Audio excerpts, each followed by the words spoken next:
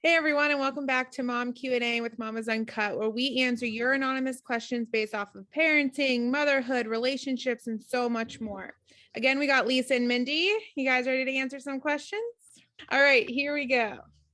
My 9-year-old child has been exhibiting signs that she may be stealing things or intend to for quite a while now.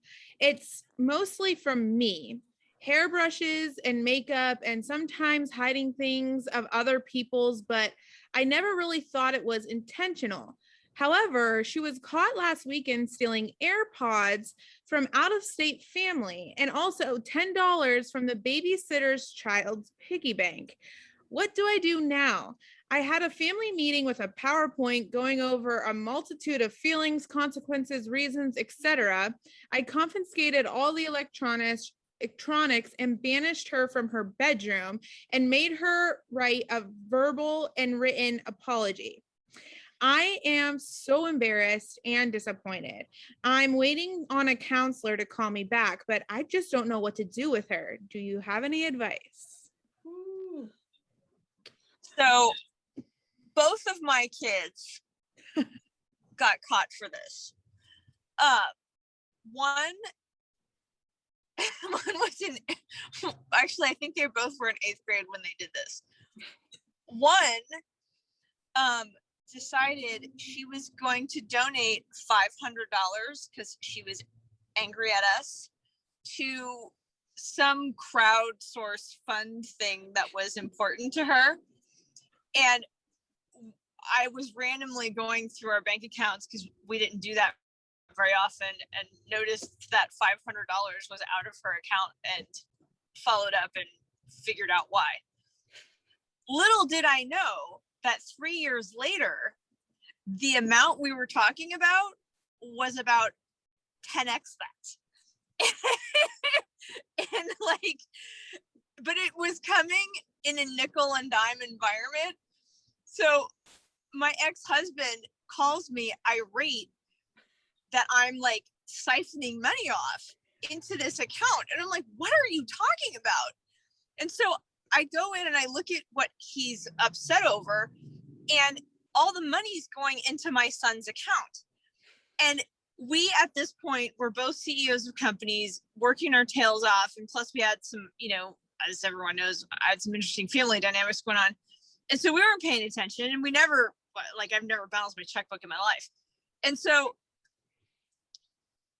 he was basically spending like $100 to $200 a week on Xbox. For the most part, it was gambling because he was buying these packets for NBA 2K to try to get the best Steph Curry's and LeBron James. Oh my God. And we had. Oh my goodness. Holy moly. Wow. Well, one, okay. Your first child had good intentions, right? Yeah. It was it was good kindness. Even if it was a little bit exaggerated kindness. Yeah. Stephen Curry. Oh my goodness. So Here's what we did. First, we ripped him a new one. But then at the end of the day, what's driving it is something much deeper than the money, right? And so, and in the case of my son, he just did it once or twice, and we never said anything or paid attention. He just kept doing it for like 5 months. Oh my goodness. I mean, it was like so long. Anyway, so you've got to get to the bottom of what is driving this, right? In the case of my daughter, she was struggling with friends at school, and she was middle school is really hard for her. I think in the case of my son, he was beginning to come to terms with the reality of our family, and he had just found out about having a new sister soon, and there was some very unusual things going on, and his dad and I were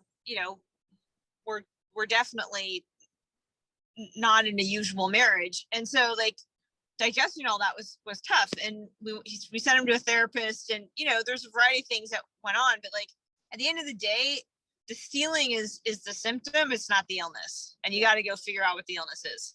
Yeah, for sure. Especially with, I mean, I have a 9-year-old, and it's getting difficult, I think, to unpack what she's starting to feel. Like, you know, her emotions are getting more complex and things, you know. I think that definitely keep on the counselor hunt, follow up, and get that set up, because like you said, Lisa, you know, it's always something deeper. And I love that this mom made a PowerPoint. I know.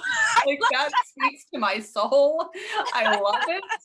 And I applaud her for following through on consequences and for having this kind of a conversation. But again, it does need to get into a deeper thing, especially if it's been habitual like this. So Lisa, your wisdom is spot on. Well, and I want to applaud the mom as well, because not all parents like proactively deal with this stuff with their kids, right? Yeah. And she really is owning it and owning the outcome, and she's owning the embarrassment. Yes. and the shame that's come with it, because I think that those feelings and those sentiments are what's kind of going to help her get through this, around like, all right, I just want to do the right thing here. Yeah. And so I give her a lot of credit for that. Yeah. Yeah, I mean, I think she's doing kind of all the right things, and everything that y'all said is just things that she needs to continue on. And I think maybe just, okay, you did the consequence things. She knows that it's bad, but now maybe you just need to have a conversation with her. Why are you doing these things? Is there something that we can work on? Like, now that you did the parenting thing, you got to do more of like the friend thing. Yeah. And go from there and just see kind of why she's doing these things. But yeah, I mean, she's on the right path. It's just now it's going to take some time to work through it. So something I think is important to mention as well is she's probably she said she's feeling guilty and ashamed of what happened. Yeah. Don't let that translate and go to your child, because it's completely normal for children to make mistakes. It's completely normal for them to test out the boundaries of their Xbox spending. It's just, they test boundaries. That's how children learn. That's how they grow. So don't be ashamed. Your child is still great. Just love on them. Figure out the root of the problem. You're not a failure as a mom. Yeah. No.